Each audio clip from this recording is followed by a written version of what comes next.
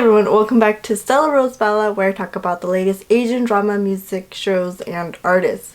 Today I want to talk about Dou Luo Dou Luo Continent, which I believe people are watching. It's one of the dramas I am watching, and I just want to tell y'all what I found out about this drama. So this drama, I know that there's a really big fan base. Some people have watched the anime or have read the novel. I have not done either of them because after Legend of Fei, I was like, I don't want to be like Heimong yu dai, Satmong yu dai, which is the saying where it's like you have this like huge like expectation, hope towards something, and then maybe like that hope is like it's not what you thought it was going to be, so it's sort of like the same amount, so you're sort of like disappointed. So yeah, so I was like, I don't want to do that, and I trust the writer, because when I heard that this script was written by Wang Jun, who's responsible for the script, if y'all have watched Joy of Life, Qin Yunian, he's also the same writer who did that. So I was like, okay, like, I can go with that. And for Joy of Life, there is a book for it too, and I never read it at all, and I love the drama, so I was like, okay, I'm just gonna give this a shot.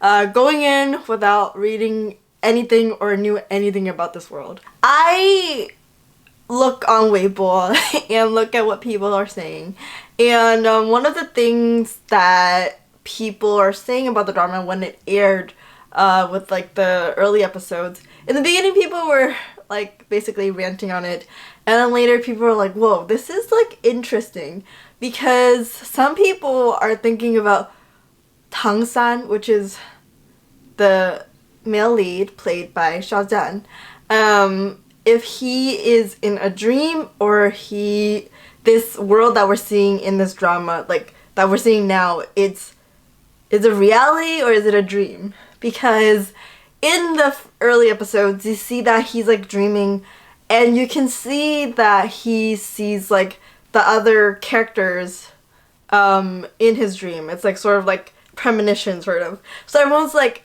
wait, he doesn't have these like powers of like knowing the future. And if people look at the Douyin that this drama has put out, they're like, is he dreaming or is this reality? So everyone's like speculating like this like world that we're seeing right now may not be real.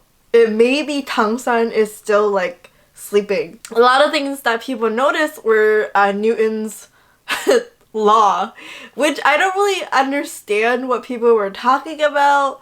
They were talking about some particular scenes of one of them where like Tang-san and electricity and this wooden board he used to like sort of like not electrify him, and he used that wood to protect himself. And so I was like, okay, I don't know, y'all can explain to me. It's been a while, and I learned about Newton's law before, but I forgot everything. Even I googled it, I was like, I don't want to know about this. But yeah, y'all can think about those type of things that I talked about and Google it yourself about Newton laws and stuff like that, okay? That's all I can say. The CG effects. I have to say, I'm not gonna say I don't like it. I think it's pretty good, actually. Comparing to like dramas that are in this sort of same genre, I think this is a little bit better than the other ones. So that's what I'm gonna say. And I think like they did a great job in terms of like the power that Tang-san has with like the tree, I don't even know, the trees, I don't know, that plant coming out from his hand, and the creatures that they have. I think like what scared me the most was in the beginning when Tang-san ran into the spider. It was super huge. I was like, oh god. I just thought of like all the things that's related to tarantulas and like spiders. I freaked out when I saw it. I was like, oh my god. I was like skipped a lot of the part, and I was like, okay, when are they going to, you know, like attack or anything? I was like, oh my god, I can't see this anymore. I was like, ugh. It's a little scary for me. So yeah, that's that. I don't know how it was in the book, but I was just like, ugh. So the team behind the CG effect is Varian Hakar, who you probably know him or maybe not. He has worked with a lot of films. The producer manager for a lot of well-known films. Films such as Hunger Games, Game of Thrones, Avengers, Godzilla, Star Trek, Sherlock Holmes, The Golden Compass. So these are all like a few of the things that he's worked on, and y'all probably know about all these places. So I was like, whoa! So I was really impressed with the CG part. For me, obviously everyone has their own opinions about CG effects and everything. I think it was pretty good, actually. More about this drama, but like the behind the scenes, like sort of background stuff. So the author, if y'all know the author, his name is Tang Jia San Xiao. And I recently watched this interview that he did. It was really recent. It was literally for like the New Year's, and he went on the show with Xiaojian, and they talked about the drama, and like he has an author in the book and everything. And because I am not a fan of the novel or anything, so I don't know much about it, he talked about how like he wrote this, like started to come up with this idea of this world, this like Dou Luo Dalu world. It was in 2008 was when he started to think about this idea of the world and like putting all this stuff together, and then slowly he added the characters and everything from then on. And if y'all know, his name is Tang Jia San Xiao, and Tang San, the main character, so he added his own name, and the interviewer was like, oh, you added your own name? He said, yeah, just for fun. And he actually added like his friends in it as well. I guess like for him it was sort of like he felt like it was like in this world it was like his friend and him, like their journeys together. So I was like, oh, that's so cute. So like there's like parts of his like friends, like I guess like personalities are in the characters as well. So I was like, oh, okay, cool. I think that's really cool. And in a video that I saw yesterday, and it was a video for a while back, but it was on the internet, he talked about how for this drama, I guess the producers found someone else to write the script before. It was not Wang Jun, it was someone else. And the way it was written, I guess the author didn't like the script, because he said that, I'm paraphrasing, he said that the scriptwriter didn't really sort of like understand this world, and like it didn't seem like, you know, it matched up with his idea of how this world was gonna be. And so he was just not liking it, not happy, basically. And you know, like with anyone who's the author of like a book or whatever, it's like their baby. So like the producer's like, okay, you don't like this scriptwriter, we can find someone else. And they found Wang Jun. And so before Wang Jun started to write the script, he met up with the author, and they spoke and talked about like this world and everything, and he said that Wang Jun actually read his book before. So he basically has a pretty much like idea of like what this world is about and like everything about this world. And I know that fans of the novel and the anime obviously has sort of like why is Tang San's character like this, and like why is there changes in this. So if y'all know, every drama that's every drama, not even adapted, like anything, they have to go through this like process, this censorship process. And so if you put that into account, I know that Tang San is supposed to be a prodigy. That's how I saw people described him as. And he's basically like, when I saw the anime, after I started to watch the drama, I watched like an episode, like the first episode of the anime. And basically, Tang San, you see him like a grown person, and like these people are sort of like, why do they? Was it with like cliffs and the main character? They always fall off the cliff. Basically, he like dies, and when he wakes up, he's in this other world. Basically, he's in a child's body, but he's like a grown person inside. That type of idea, okay? And so, like, these powers that you see him using in the drama, where his dad gave him this book, and these powers actually belong in the anime. It seems like it should have been belonged to a Tangjia like sect, and in the drama, it seems like this place doesn't exist. So it's a book that his dad gave him instead. So I feel like that's the change, and also like Tang Sang's character, obviously he's like, he doesn't know much, it seems like, and he's like pretty new and like wanting to know more about his mom. And I feel like the change in that may be like why would people do that? But I feel like for me, as someone who didn't read the book and everything, I feel like from Tang San, like, his character really helped me understand what this world is about, and like who these people are, and like what is like Wu Hun, and like all these different things. So like you find out like, oh, Wu Hun, there's like different types of Wu Hun. Like some of them are animals, some of them are like plants, like Tang San, one of his is a plant. Some of them are like some of them, did I say weapons already? Some of them are weapons. So there's like different types of Wu Hun. And so I was like, oh, okay. And then like he goes into the academy and he meets Da Shi, who tells him about like all these things and how to level up, sort of. And yeah, and I was like, okay, this is like interesting, and like how do they level up, and they talk about that process. So I feel like for me that helped me a lot, and understand what each like ring, like the color of the ring, like how many years it represents for each creature. And so I was like, oh, okay. So I feel like in that sense, that's a great way to introduce this world to me. Y'all probably know Xiao Zhan because of The Untamed, or heard of The Untamed. And I just wanted to give y'all sort of like the filming dates for him when he was filming all these things. So the first thing is that he filmed The Untamed in April 25th, 2018 till August, and then he went to film Zhu Xian, which is the movie, towards the end of 2018 till the beginning of 2019. And then for this drama, Dou Luo Continent, he filmed this like in February 2019, and he wrapped it up in the beginning of July, like July beginning-ish. And the drama, The Untamed, aired in June 27th, 2019. So because of that drama, like, more and more people knew about Xiao Zhan.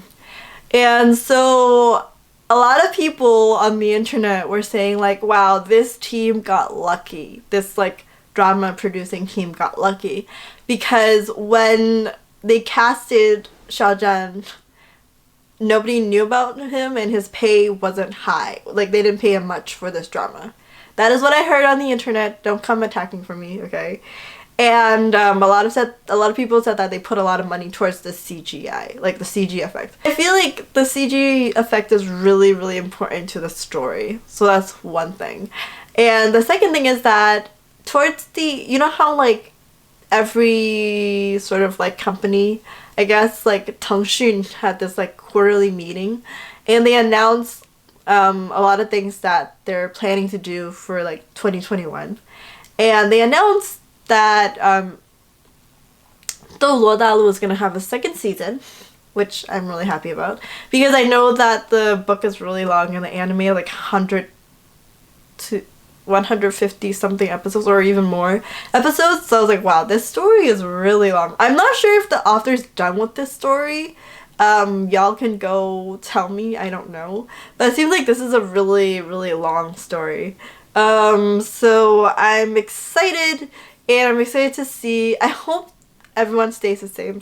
Please, please, please, everyone stays the same. I already talked a little bit about how I feel about this drama earlier. This is actually Xuan Yi's first drama, and there are people saying like what they think of her and everything and whatever, and like I feel like she did a great job, given this is her first drama, but also like you know, there are characters like as I said before for Liu Li.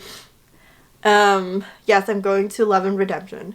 Love and Redemption, Yuan Mingyuan, her character is like cute and like sort of like naive, just doesn't really know much about this world and is really funny. Xuan Yi's character is like Xiaowu is sort of like that. She's like doesn't really know much and like a little kid basically, because she's not human. Okay, just to give y'all spoilers, she's not human. Her character is not human. Okay, so I think like when the first scene of when she goes to the Tang San's like the boys' dorms, and she pulled up the bed next to him and just like laid her head on him, and I was like, what the heck, why is this girl like this? I was like, oh my goodness. And then later I found out in the anime that she's actually like through like different videos, her character Xiaowu was actually not human, and I was like, what? I was like, oh, okay, so that sort of makes sense and like why she doesn't really know much about certain things, and but she knows a lot about like all these creatures and their powers and everything.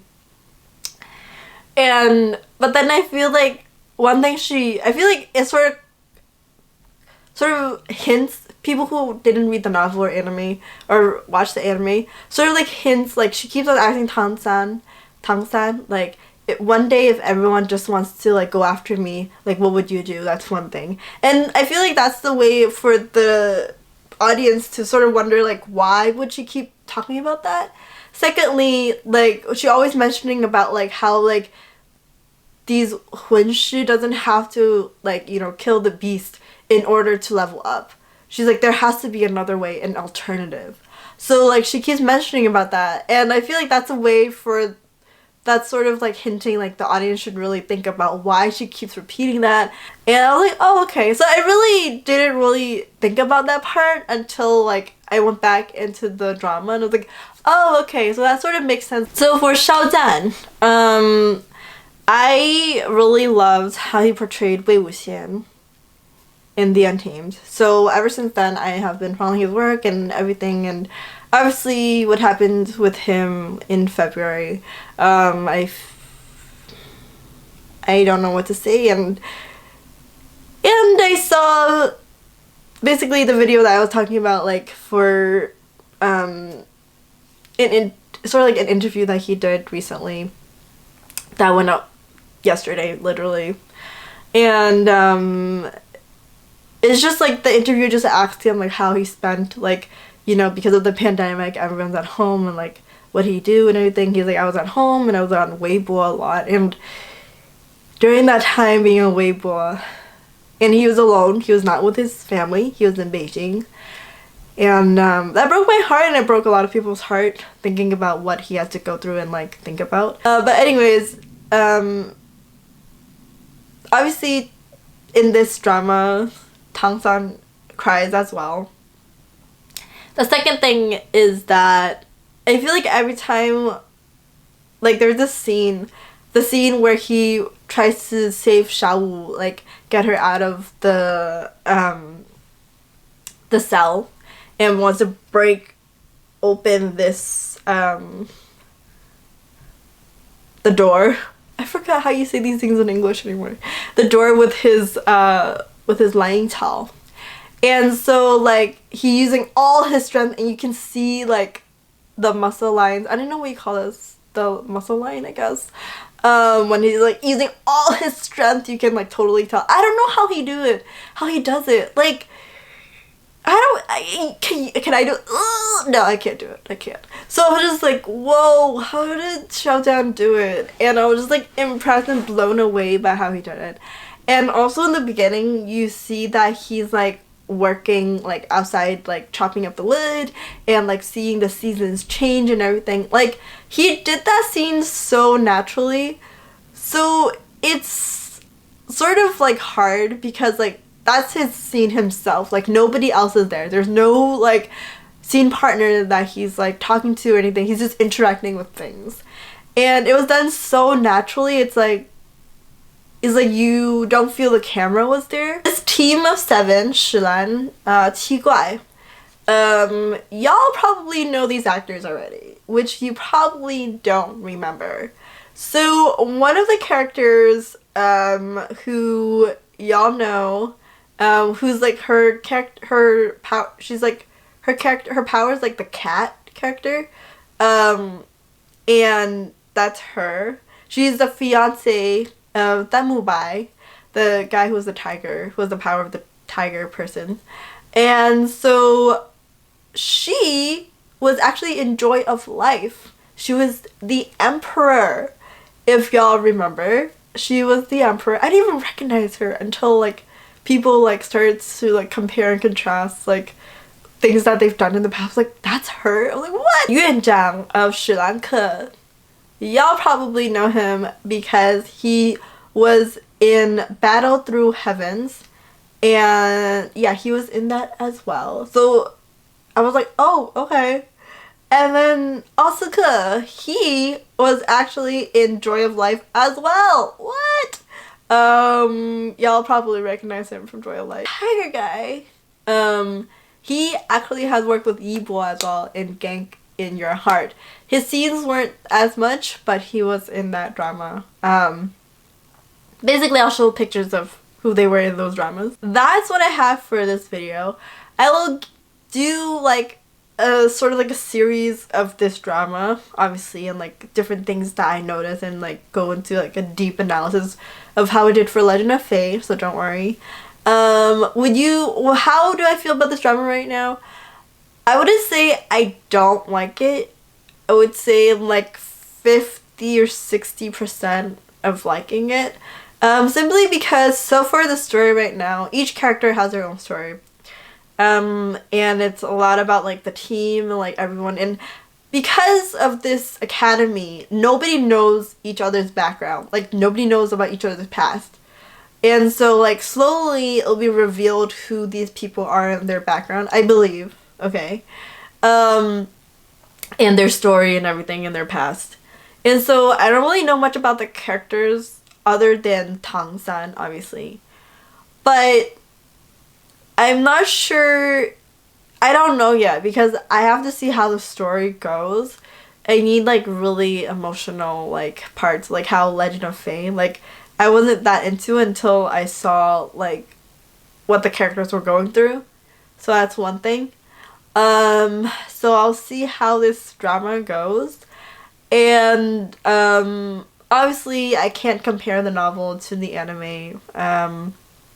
There's so much that is in those, and I feel like a lot of the times I feel like as if I should treat the drama as its own thing, even though maybe it's like it's from these from these materials. If the story doesn't resonate with me, I'm just not gonna be really into the drama.